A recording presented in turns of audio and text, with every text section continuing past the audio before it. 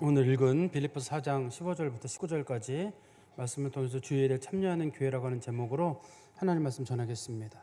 우리가 빌립보 교회란 이름은 여러 번 들어봤을 텐데요. 이 빌립보서는 제가 지난 7월 20일 정도까지 새벽 예배 때 전했었습니다. 새벽 예배를 참석하셨거나 혹은 유튜브로 들으셨던 분들은 제가 빌립보서 강의를 새벽 예배 때 마쳤다는 거 아마 성도들 아실 것 같아요. 이 빌립보 교회에 보내는 편지의 중요한 내용들은 크게 세 가지로 나눠져 있는데, 하나는 사도 바울이 자기를 후원해 준 빌립보 교회에 대한 감사의 마음이 첫 번째 담겨져 있고, 두 번째는 그 교회 성도들이 싸우고 있었거든요. 두 명이. 여기 보면 이제 유오디아랑 순두계라고 하는 교회 여자 둘이서 싸우고 있어가지고 좀 그만 싸워라 하는 내용이 거기 하나 들어있고, 얼만큼 크게 싸웠으면 그게 사도 바울에게 연락이 돼가지고 싸우지 말라는 편지 내용이 들어있습니다. 그리고 사도 바울이 맨 마지막에는 그 교회가 향후 박해를 겪을 것인데 박해의 날에도 잘 참고 견뎌라, 뭐 이런 세 가지 정도의 내용을 담고 있습니다. 근데 사도 바울이 여러분 잘 아시는 대로 원래 사도 바울의 전도의 정책은 어디였냐면 소아시아 지역을 전도하는 게 원래 사도 바울의 전도 목적입니다. 사도 바울이 1차 전도여행도 그렇고 2차 전도여행도 그래요. 여러분 잘 아시는 대로 사도 바울이 안디옥 교회를 출발해가지고 그 다음에 소아시아 지금 터키 남부 지역입니다. 거기 여러 지역을 이제 선교를 했었거든요. 열매가 꽤 많았습니다. 열매가 꽤 많았고 선교가 잘 됐어요. 물론 사도 바울이 이제 더베 루스드라나 더베 이런 데서 돌에 맞아가지고 죽을 뻔한 적은 있었습니다만 그래도 나름대로 선교의 열매는 잘 거두게 됐습니다. 그런데 선교를 잘 마치고 난 다음에 사도 바울하고 바나바가 싸움이 일어나게 됐어요. 선교 끝나고 난 다음에 두 사람의 싸움의 원인은 뭐였냐면 그 당시에 처음에 선교를 갈 때 같이 갔던 마가라고 하는 사람이 중간에 도망을 왔어요. 힘들다고 도망을 오는 바람에 사도 바울은 저런 사람은 못 데리고 간다 이렇게 주장을 했고, 바나바는 우리 마가복음을 쓴 마가입니다. 그 사람의 다른 말로는 본명은 마가 요한이거든요. 이 마가 요한이 이제 바뀌었다게 사람 됐으니까 데려가자 이렇게 서로 이제 논쟁이 붙은 바람에 2차 전도 여행 때는 바울과 바나바가 따로 전도 여행을 떠나게 됩니다.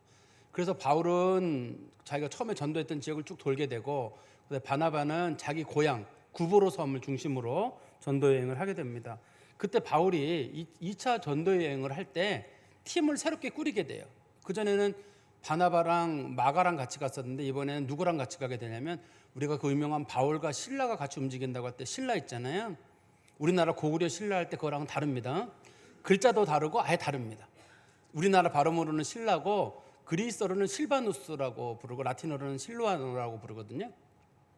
어떻든 그 바울과 실라가 전도여행이 같이 가게 되고, 거기에 누가 합류를 하게 되냐면 중간에 사도 바울이 1차 전도여행 때 잠깐 만났던 사람인 것 같은데 루스드라에서 디모데라고 하는 사람을 거기서 데리고 가게 돼요. 디모데는 아버지가 헬라 사람이고 어머니는 유대인입니다. 그것도 사도 바울의 앞으로 향후 사역에 큰 도움이 됩니다. 그리고 우리가 잘 아는 누가복음을 쓴 누가 있잖아요. 누가복음을 쓴 누가가 같이 선교 여행에 동참을 하게 돼요.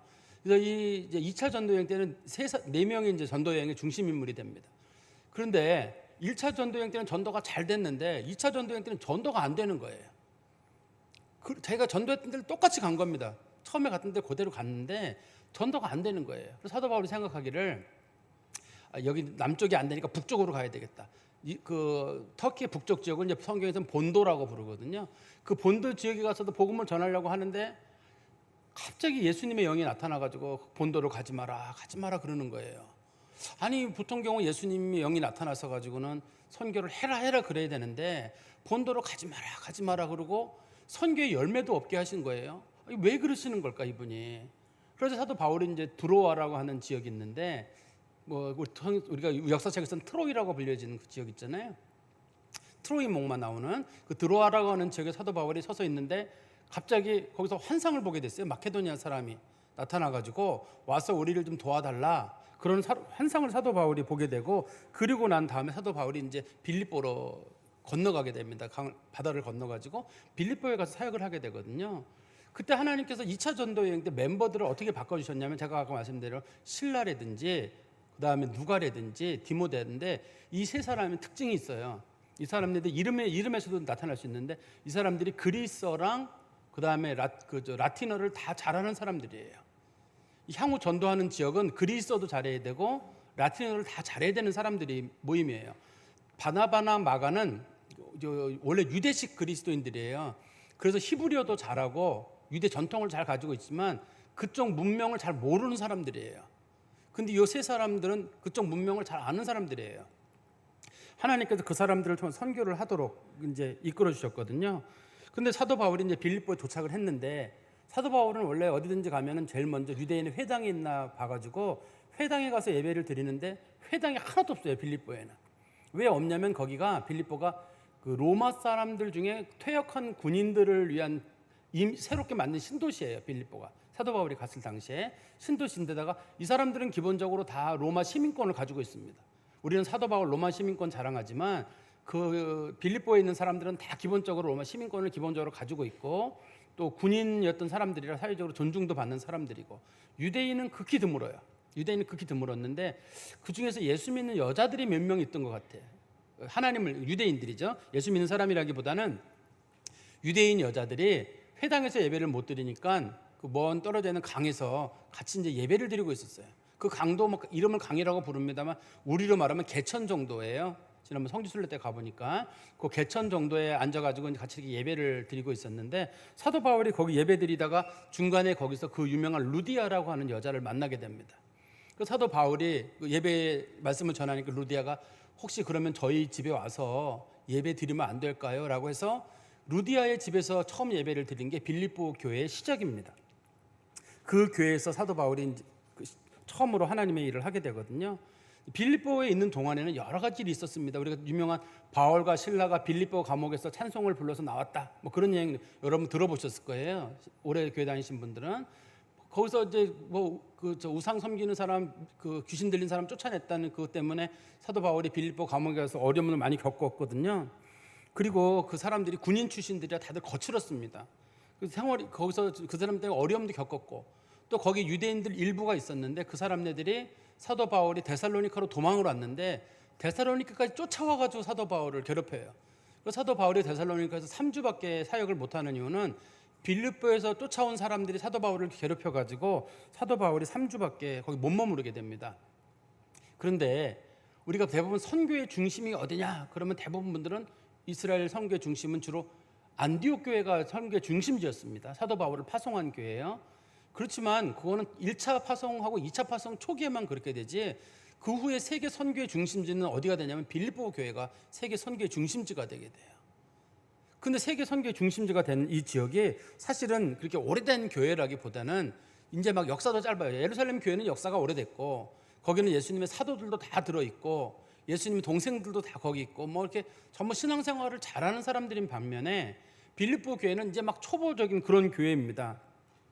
사도 바울이 그 빌립보 교회 성도들에게 초반부에서 빌립보서 처음에서도 얘기를 감사의 마음을 표하지만 오늘 본문에서도 사도 바울이 그 교회 성도들에게 이제 감사의 마음을 표하면서 자기가 앞으로 선교를 어떻게 마무리 질 건지에 대한 얘기도 꺼내게 되거든요. 우리 한번 성경 말씀 보시겠어요? 우리 10절 말씀부터 한번 볼까요? 10절부터 보시면, 내가 주 안에서 크게 기뻐함은 너희가 나를 생각하던 것이 이제 다시 싹이 남이니 너희가 또한 이를 위하여 생각은 하였으나 기회가 없었느니라. 이제 빌립보 교회가 사도 바울을 후원하다가 후원이 끊겼었나 봐요. 마음은 있었는데 후원을 못하고 있었는데 사도 바울에게 연락이 오기를 우리가 후원을 다시 하겠습니다라고 하니까 사도 바울이 그런 마음을 주신 것이 하나님이신 것 같다라고 얘기를 합니다. 11절입니다. 내가 궁핍함으로 말하는 것이 아니니라. 어떠한 형편이든지 나는 자족하기를 배웠노니. 다시 후원하게 된 것을 감사한다라고 말하니까 어떤 사람들이 오해하기를 사도 바울이 돈이 없어서 그러나 하니까 사도 바울이 돈 없어서 그러는 거 아니다. 내가 여러분들에게 돈을 원하는 것도 아니고, 12절에 보십시오. 나는 비천에 처할 줄도 알고 풍부에 처할 줄도 알아. 모든 일 곧 배부름과 배고픔과 풍부와 궁핍에도 처할 줄 아는 일체의 비결을 배웠노라. 나는 먹고 살고 맛있는 거 그런 거 아무 관심도 없다. 하나님이 어떤 지경에 주시든 간에 나는 다 감사한다. 그러면서 그 유명한 말을 성경에 하죠. 13절에 여러분 잘 아시는 말씀. 내게 능력 주신 자 안에서 내가 모든 것을 할 수 있느니라.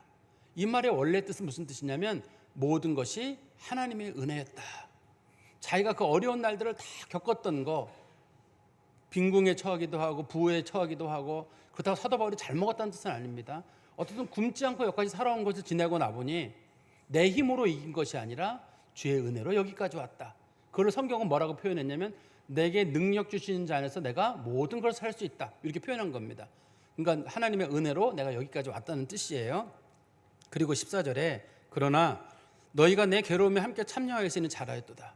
사도 바울이 지금 감옥에 있는데 감옥에 있는 사도 바울을 도와주는 일에 대해 사도 바울이 고맙다는 거예요. 그러면서 사도 바울이 15절부터 오늘 본문에 관련돼서 사도 바울이 고마운 마음을 다시 표현합니다. 15절입니다. 빌립보 사람들아 너희도 알거니와 복음의 시초에 내가 마게도냐를 떠날 때 주고받는 내 일에 참여한 교회가 너희 외에 아무도 없었느니라. 사도 바울이 마케도냐에 처음 전교를 갔는데 안디옥 교회에서 보낸 선교 비용은 다 끊어졌어요. 어떻게 선교를 해야 되지 하고 생각하고 있었는데 이 빌립보 교회 성도들이 우리가 선교하겠습니다. 우리가 감당하겠습니다. 근데 여기는 여자들로만 구성된 교회잖아요. 여자들밖에 없습니다. 이 교회가 몇 명 되지도 않습니다. 숫자가. 근데 이 사람네들이 그 선교 당신 선교 비용은 우리가 끝까지 감당할 테니까 걱정하지 말라라고 얘기를 했습니다. 그래서 우리 성경 말씀 하나 보세요. 빌립보서 1장 4절에 보시면 사도 바울이 감사를 표할 때 빌립보서 1장 4절에서 6절입니다. 빌립보서 1장 4절에서 6절에 보시면 간구할 때마다 너희 무리를 위하여 기쁨으로 항상 간구함은 너희가 첫날부터 이제까지 복음을 위한 일에 참여하고 있기 때문이라. 너희 안에 착한 일을 시작하신 이가 그리스도 예수의 날까지 이루실 줄을 우리가 확신하노라. 무슨 말이냐면 사도 바울이 나는 이 빌립보 교회에 대한 생각을 하나 가지고 있는데 당신들은 교회 세워질 때부터 선교를 시작했고 예수님 오실 때까지 당신들은 변함없이 선교를 한다는 걸 나는 알고 있다. 주님께서 보증이 되시고 내가 여러분들을 봐왔는데 여러분들은 충분히 그럴 만한 교회라는 거예요. 이 빌립보 교회라는 교회를 통해서 사도 바울이 지금 이 선교 업무를 이제 마칠 거에 대한 그런 자신감을 가지고 있는 거예요. 그리고 이 교회에 대한 칭찬입니다. 여러분들이 충분히 그 일을 감당할 수 있다라고 사도 바울이 얘기를 하는 거예요. 그리고 사도 바울이 표현하기를 당신들 외에는 내가 처음부터 선교할 때까지 나를 도와준 사람이 아무도 없다는 거예요. 이 빌립보 교회가 도와준 겁니다. 우리가 흔히 마케도니아 교회 성도들이 사도 바울을 도와줬다고 할 때도 주로 빌립보 교회 성도들이 도와준 겁니다. 이 사람들이요. 근데 제가 아까도 말씀드렸듯이 이 빌립보 교회는 여자들로 구성된 교회예요. 유명한 사람이 루디아. 그다음에 4장 2절에 보시면 그 교회의 여자 대표가 나오거든요. 유오디아랑 순두계. 이 두 사람이 싸워가지고 지금 문제가 되긴 했지만 이 두 사람들도 교회 지도자들이에요. 교회 지도자가 여자로 언급된 경우는 드뭅니다. 여자로 언급된 드문데 이 여자들이 당시에는 여자들이 목소리를 못 내던 시절이에요.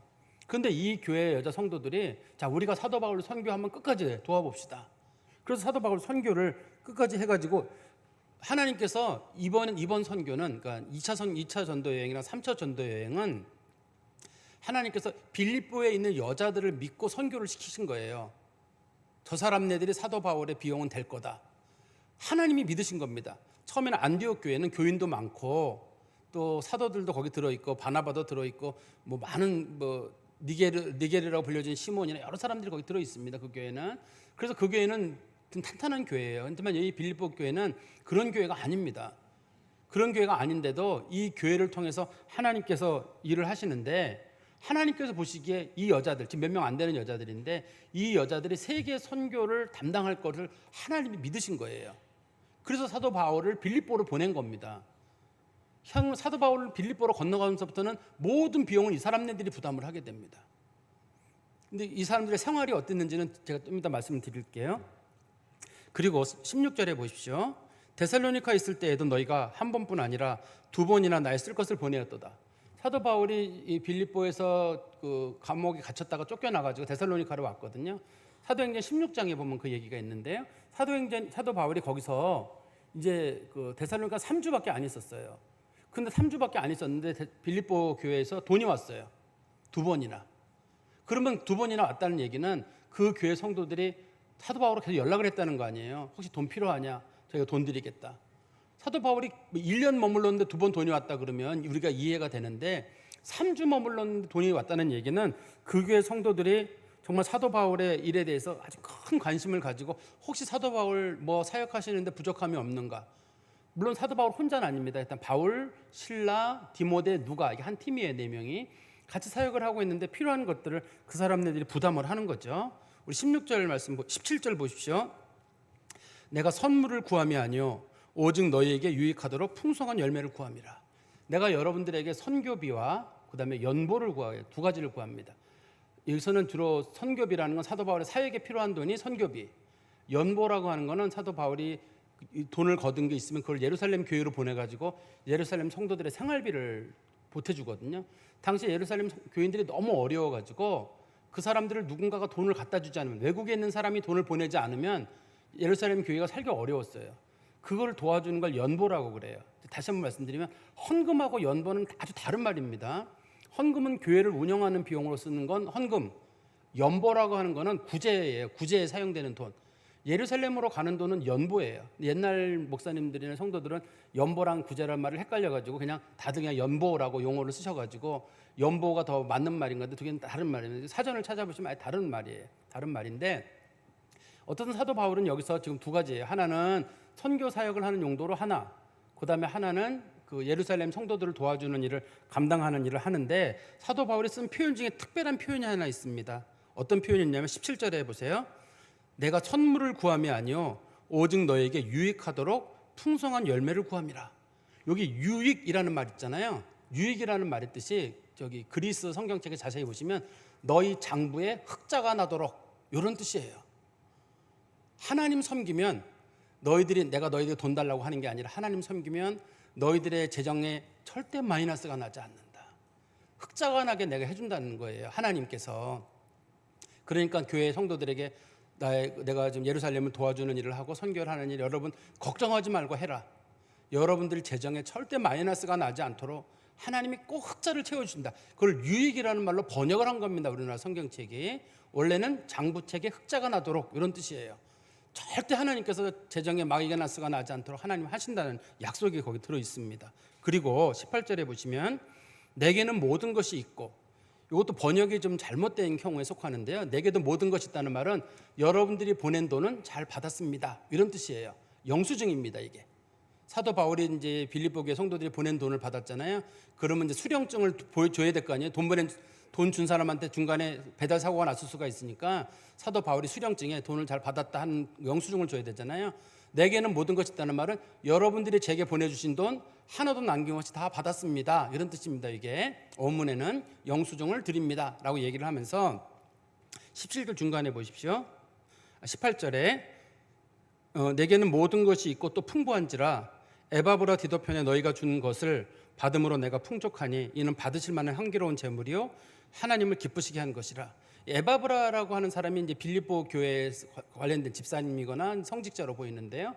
이 에바브라가 돈을 갖다 준 사람이에요. 에바브라 편에 여러분들이 돈을 보내줬는데 제가 잘 받았습니다. 그런데 사실 여러분들이 준 돈으로 또 에바브라가 준 돈으로 제가 생활이 어렵지는 않습니다. 잘 받겠고 이 일부분은 이제 예루살렘으로 보낸다라고 사도 바울이 얘기를 하는 거죠. 말씀 자체를요.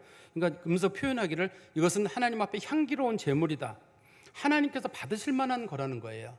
여러분들이 주신 돈은 하나님께서 받으실 만한 것이다. 19절입니다. 나의 하나님이 그리스도 예수 안에서 영광 가운데 그 풍성한 대로 너희 모든 쓸 것을 채우시리라. 여러분들이 하나님의 일을 도우시면 여러분 쓸 일은 하나님이 채우실 겁니다. 이렇게 사도 바울이 약속을 한 거는 제가 드리는 말씀이 아니잖아요. 성경에 있는 말씀이잖아요.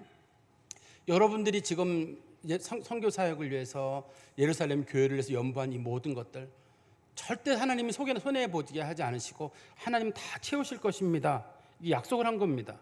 그런데 그러면 이 빌립보 교회가 지금 상황이 어느 상황이냐? 재정 상황이. 빌립보 교회의 재정 상황이 어디에 나오냐면 고린도후서 보세요. 한번 고린도후서 8장에 보시면 고린도후서 8장 1절부터 한번 보십시오. 4절까지. 고린도후서 8장 1절에 4절입니다. 형제들아 하나님께서 마게도냐 교회들에게 주신 은혜를 우리가 너희에게 알리노니 환난의 많은 시련 가운데서 그들이 넘치는 기쁨과 극심한 가난이 그들의 풍성한 열매를 넘치도록 하게 하였느니라. 첫 번째는 이 교회가 환난이 너무 많았어요. 박해가 많아가지고 성도들이 죽을 똥살똥하고 있는 교회였습니다. 이 교회가. 그런데 그 교회가 헌금을 보낸 거예요. 두 번째는 극심한 가난이에요. 너무너무 교회가 가난해요. 찢어질도록 가난한 교회입니다. 이 교회가. 이 교회가 세계 선교를 감당한 교회인 거예요. 박해를 많이 겪고 있고 찢어지도록 가난한 성도들의 모임이에요. 그런데 이 교회들이 헌금을 얼마나 많이 했냐면 3절에 보십시오. 내가 증언하노니 그들이 힘대로 할 뿐 아니라 힘에 지나도록 자원해서 했다. 헌금을 얼마나 많이 했는지, 야 저거 저러다 저 사람도 굶어 죽는 거 아니야? 당신들 그만해, 이러다 큰일 나. 사도 바울이 볼 때 큰일 나다고 생각할 정도로까지 힘에 지나도록. 우리도 가끔 그럴 때 누가 뭐 헌금하고 나면 제가 그럴 때 있거든요. 먹고 살 건 있으세요? 괜찮으세요? 자꾸 물어본단 말이에요. 이거 헌금했다 할 때, 야, 저 사람 진짜 어려운데 저거 저러다 우리 예배 시간에 좋은 표현입니다만 뭐 똥구멍 찢어지게 가난할 텐데 이거 되겠어요? 그런 마음이 들 정도로 그런 분들이 있거든요. 먹고 사세요 그냥. 하나님 앞에 하시는 분들이 계시다는 거죠. 이 교회가 힘에 지나도록 사역을 했는데 4절 말씀이 아주 은혜로운 말이에요. 이 은혜와 성도 섬기는 일에 참여함에 대하여 우리에게 간절히 구하네. 무슨 말이냐면 선교 사역하는 일과 예루살렘 교회를 도와주는 일에 대해서 사도 바울에게 연락이 온 거예요. 우리가 하겠습니다. 사도 바울이 부탁을 한 게 아니라 제발 우리가 사역하게 해주십시오라고 이 사람네들이 사도 바울에게 구걸을 하듯이 간절하게 부탁을 했다는 거예요. 선교사님 우리 하게 해주세요. 우리 어디 도울 데 없어요? 우리가 뭐 할 수 있도록 도와주세요. 보통의 경우는 선교사님들이 요청을 하는 경우가 많죠. 이거 도와주세요, 저거 도와주세요 하는데 이 빌립보 교회 성도들은 그렇지 않고 혹시라도 저희가 뭐 도울 거 없을까요? 사도 바울이 안 돼요. 당신들 이러다 죽어요. 굶어 죽습니다 할 때 아닙니다. 저희 하나님 제발 일 좀 할 수 있도록 섬길 수 있도록 도와달라는 거죠. 그러니까 이 교회가 다시 성경 말씀에 보시면 5절에 우리가 바라던 것뿐 아니라 그들이 먼저 자신을 주께 드리고 또 하나님의 뜻을 따라 우리에게 주었도다. 먼저는 자신들을 하나님 앞에 온전한 헌신으로 드리고 돈만 드린 게 아니라 하나님 앞에 온전히 헌신을 하고 두 번째는 교회에 필요한 것들을 다 보냈단 말이에요. 이걸 가지고 사도 바울의 전도 여행이 이루어진 거예요. 세계 전도가 이렇게 이루어진 겁니다. 이게. 그리고 이것 때문에 예루살렘 교인들이 굶어 죽지 않고 살았어요. 예루살렘 교인 숫자 많습니다. 처음에 복음 듣고 전파되고 전도된 사람들이 3,000명, 5,000명 됐기 때문에 최소한 예루살렘 교인이 수천 명이 될 거로 보여요. 도망간 사람도 있지만 젊은 사람들은 나이 든 사람 다 남아 있었기 때문에 수천 명의 성도들이 막 굶어 죽어 가고 있는데 그 돈을 처음부터 끝까지 부담했던 교회가 이 빌립보 교회라는 거예요. 그들의 도움으로 사도 바울이 선교를 잘했고 그 다음에 우리 사도행전 18장 5절에 보면 사도 바울이 이런 표현을 썼습니다. 사도행전 18장 5절입니다. 실라와 디모데가 마게도니아로부터 내려오매 바울이 하나님의 말씀에 붙잡혀 유대인들에게 예수는 그리스도라 밝히 증언하니 하나님의 말씀에 붙잡혀라는 표현을 많이 들어보셨죠? 무슨 뜻이냐면 사도 바울이 원래 투잡을 가지고 있었어요. 말씀 전하는 일하고 장막 만드는 일이 있었는데 장막 만드는 일을 하다 보니까 전도가 안 돼요. 근데 돈이 없어가지고 먹고 살려면 할 수 없이 그 일을 해야 됐어요. 그런데 이 본문에 보니까 실라와 디모데가 빌립보 교회 성도들로부터 헌금을 가져와가지고 사도 바울님 투잡 뛰지 마시고 말씀에만 붙잡혀서 전념하세요. 말씀에 전념하세요라는 말의 뜻을 성경에서는 말씀에 붙잡혀라고 번역을 한 겁니다. 이게 사도 바울이 그 사람들 때문에 말씀에 전념해가지고 하나님의 일을 할 수 있었던 거예요. 근데 저는 우리 교회가 빌립보 교회 같은 역할을 했으면 좋겠어요. 세계 선교는 안디옥 교회가 시작했거든요. 안디옥 교회가 시작을 했습니다. 그렇지만 세계 선교 그 다음 세대로 넘어가는 것은 빌립보 교회가 한 거예요. 지금은 우리가 이제 M국도 하고 나미비아도 하고 캄보디아도 하고 중국도 저희가 하고 있습니다만 지금은 우리가 하는 일이 뭐 많지 않죠. 근데 우리 많은 성도들이 이런 일들을 감당을 해서 우리가 좀 지경을 넓히고 지금 다들 선교 어려워서 안 하려고 하는 분위기예요. 전반적으로 한국 분위기가 전반적으로 안 하려고 하는 분위기인데 우리가 이 선교를 통해서 하나님의 일에 동참하는 일이 되고 그건 하나님이 기뻐하시는 일이잖아요. 하나님에 동참하는 일이 되고 하나님께서 분명히 약속하신 게 뭐냐면 너희들의 재정에 내가 절대 빵꾸나지 않게 하겠다. 흑자가 되게 하겠다고 말하고 넘치도록 할 수 있도록 내가 책임지겠다는 하나님의 약속이 그 안에 들어있거든요. 하나님께서 그 약속을 주셨기 때문에 우리가 즐거운 마음으로 사모하는 거예요. 대신에 선교사님들이 뭐 도와달라고 어느 교회가 뭐 도와달라고 그래서가 아니라 우리 교인들이 알아서 혹시라도 어느 선교사가 누가 어렵지 않은지 또 우리 교회랑 상관이 없는 분이라도 혹시 여러분들이 어느 교회를 돕고 싶은데 생각나는 목사님이 있으면 전화를 드려가지고 목사님 생활이 어렵진 않으시냐 하고 이렇게 해서 하는 거예요. 왜냐하면 다들 한국교회 미래를 걱정하지만 거기에는 사람이 필요하고 성령의 능력도 필요하지만 재물도 필요하거든요. 선교사님들이나 목사님들이 겨우겨우 생계를 유지해 가고 있는데 이거 요즘 최저 생계비는 뭐 200 몇만 원인가 그렇지만 목사님들 중에 혼자 계신 단독교회 목사님들은 대부분 사례비가 100만 원 이내거든요. 한국교회는 가족이 있어도 100만 원 이내를 가지고 생활한단 말이에요. 그럼 목사님들은 견디겠지. 그런데 애들이 있고 어떻게 견딥니까 이거를. 그럴 때 우리가 어떤 식으로든 해야 된단 말이에요. 이거를 우리 교회가 해야 될 일도 있고 성도님들께서 하는 거예요. 근데 어떤 분들이 저는 어려워요. 근데 이 빌립보 교회만큼 어렵진 않을 거예요. 여기는 환난도 많은 교회고 극심한 가난을 겪고 있는 교회인데도 이 교회 성도들이 돈을 십시일반 모아가지고 수많은 선교사들 세계 선교회 하나님 앞에 놀랍게 기억될 거예요. 대부분 사람들은 기억이 뭐냐면 주로 안디옥 교회 거기가 시작을 했다 하는데 안디옥 교회가 한 건 미진해요. 정말 세계 선교 로마 선교까지 모든 거는 다 이거예요. 이 교회가 사도 바울 로마로 가는 일에서도 그 비용도 이분들이 다 부담을 하고, 물론 사도 바울이 막판에 비용이 모자라가지고 로마서를 쓰면서 로마 교회에게 비용 좀 도와달라고 하는 일은 있어요. 사도 바울이. 그렇지만 그렇지 않고선 대부분의 선교 사역은 이 빌립보 교회를 통해서 이루어지거든요. 저는 우리 교회가 이제 오늘 이제 저녁 늦은 시간에 저희가 이제 M국으로 선교를 가는데 처음 가는 겁니다. 그 M국으로 선교 가는 것 자체는 우리 여러 성도님들께서 향후 먼저 이제 기도 가운데 좀 동참을 하시고 또 좀 여유가 있는 분들은 마음으로 동참도 하시고 또 몸이나 시간이 되시는 분들은 같이 가시기도 하시고 또 이런 것들은 하나님의 일을 하는 건 금액의 문제는 아니라고 생각해요. 전 저희 교회가 다른 교회랑 조금 다른 면인 제가 좀 아쉬운 면이 있는데 제가 섬기던 교회들은 만약 장학 헌금을 한다 그러면 그 집사 이상 중에 장학 헌금 안 하는 사람은 한 번도 못 봤어요. 집사 이상은 장학 헌금 다 해요. 그게 5천 원이든 만 원이든 다 합니다. 100이면 100 다 하더라고요. 제가 있던 교회들은 선교 헌금을 한 달 할 때도 5천 원, 만 원 정도 다 하시더라고요. 구제헌금도 마찬가지예요. 이거 다 합니다. 5천 원이나 만 원이라도. 근데 우리도 마찬가지로 성도들이 장학 헌금을 한다고 할 때 장학부가 항상 힘든 게 뭐냐면 이게 장학 헌금을 내는 사람이 몇 명 안 돼요. 구제헌금 내는 사람이 몇 명 안 되고 선교 헌금 내는 사람이 몇 명 안 돼요. 이거를 큰 돈을 내라는 게 아닙니다. 우리 교회가 마침 큰 돈을 내는 분이 없는 게 감사해요. 만약에 누군가가 나미비아 선교 가거나 M국 갈 때 자 내가 1억 내겠습니다. 그럼 다른 사람은 봉사 못 하잖아요. 그런 사람이 없는 게 감사입니다. 이게 실제로는. 그러다 그 사람이 나 시험 들어서 안 내겠습니다. 그럼 선교가 안 되잖아요. 우리는 서로가 십시일반 모아가지고 5천 원, 만 원, 뭐 20만 원, 20만 원 모아가지고 선교를 하는 거라서 누가 안 내도 그냥 잘 돌아가요. 누군가 또 내면 되는 거고 잘 돌아가는 일인데 더 좋은 일은 10만 원, 20만 원보다 더 좋은 일은 누가 5천 원, 만 원을 꾸준히 하는 거예요. 내가 M국 선교를 해서 5천 원, 만 원을 꾸준히 하는 거. 뭐 나미비아도 마찬가지고 또 구제를 위해서도 마찬가지. 장학부도 마찬가지. 그러면 교회가 재정적으로 크게 어렵지가 않아요. 그건 우리 하나님 앞에 떼놓는 거예요. 우리 일반 헌금하고는 다르게 성도들이 기본적으로 11조 생활을 하시더라도 이런 것들은 교회의 중직자들이 아니라도 서리 집사 이상 되시는 분들은 다 떼놓는 거예요. 특히 이제 제가 처음에 전도사 생활을 할 때였는데 사례비를 50만 원을 받는데 당시에 근데 뭐 이게 무슨 장학 헌금 5만 원 해야 된다더라 목사님께서. 전도사는 무조건 5만 원씩 해야 된대요. 그다음에 무슨 헌금은 한 15만 원, 20만 원 남나? 그럼 우리는 사실 거지나 마찬가지예요. 하루는 집사람이 저한테 그러더라고요. 내가 돈 벌 테니까 좀 쉴래? 그냥 집에서 그러더라고요.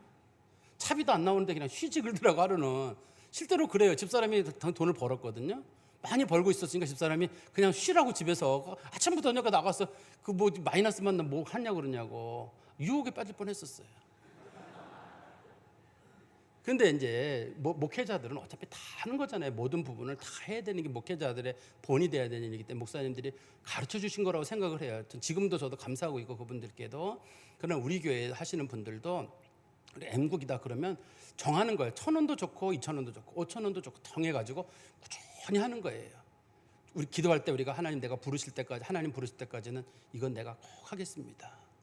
사실 이제 사도 바울이 빌립보 교회에 감사한 건 뭐냐면 그리스도 예수의 날까지 너희들이 끝까지 할 것을 내가 믿는다.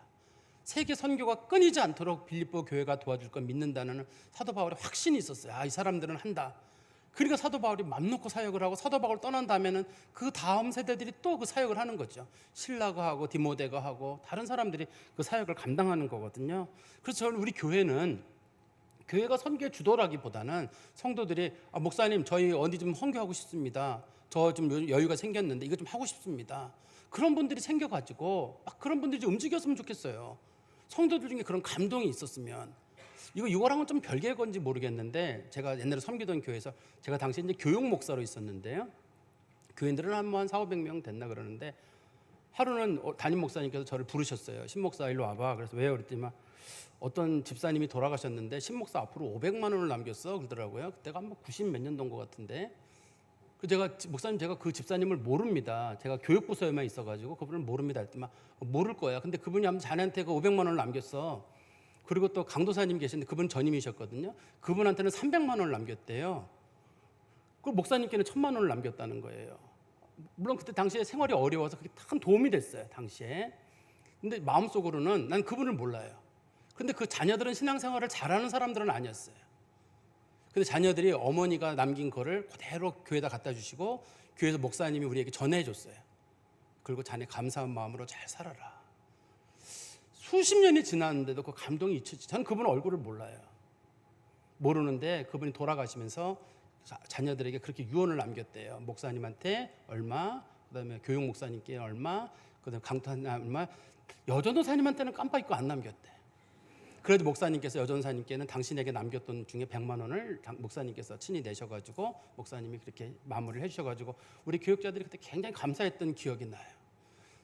똑같이 하라는 뜻이 아닙니다. 우리가 하나님 앞에 생각할 때 내가 인생을 살다 갈 때도 어떻게 할 것인가, 내가 여유가 있을 때 어떻게 할 것인가. 자녀들에게 남기는 일도 좋은 일이에요. 가치 있는 일인데, 혹시라도 우리가 가는 길에 내가 어떤 선교사에게 좀 기탁을 했으면 좋겠다. 또 우리 교회를 떠난 목사님들도 계시잖아요. 그 목사님도 어렵다 그러면 들으시면 거기도 내가 했으면 좋겠다. 살아있는 때는 못했을 때는 내가 마지막 정리하면서 얘들아 이거는 아무개 목사님 어디 사역하시는데 좀 도와줬으면 좋겠다. 뭐 이런 식으로, 화면이 왔다 갔다 하네. 그래서 그런 식으로 좀 우리가 그런 일을 하게 되면 교회는 그 역할이 뭐냐면 연결해 주는 거예요. 목사님 우리 도울 데 없느냐? 누구 좀 도와줘라. 누구 좀 해라. 지금 우리 교회는 빌립보 교회보다는 크잖아요. 우리가 서로가 힘을 모아서 조금씩만 하다 보면 저는 할 수 있을 것 같아요. 저는 우리 교회 성도님들께서 이 빌립보 교회처럼 오늘 제목에 나오는 것처럼 주의 일에 참여하는 교회, 그런 교회가 되기를 간절히 소망합니다. 기도하겠습니다. 하나님 아버지, 저희가 처음으로 M국 선교를 갑니다. 낯선 부분이 많고 또 때로는 뭘 해야 될지도 모릅니다. 또 선교사님께서도 얼만큼 마음의 준비를 하고 있는지도 모르겠고, 그분들과 어느 정도 소통이 이루어지는지 저희 잘 모릅니다. 이제 시작하는데 하나님 이 선교가 끝까지 잘 마무리될 때까지 하나님께서 도와주시고, 저희에게 성도들의 마음을 지켜주시고, 하나님께서는 주의 일에 섬기는 자들에게 결코 손해가 되게 하지 않으신다는 그 약속을 이루시는 줄 믿고, 우리 성도들 즐거운 마음으로 이 선교사회가 늘 감당하게 하시고 또 참여하게 하시고, 그래서 거룩한 선교가 주님 앞에 잘 이루어져 가도록, 나이가 드신 분들은 드신 분들대로, 젊은 사람들은 젊은 사람들대로 시간을 내서 주의 일에 잘 참여하시도록 하나님 도와주시옵소서. 예수 그리스도의 이름으로 기도하옵나이다. 아멘.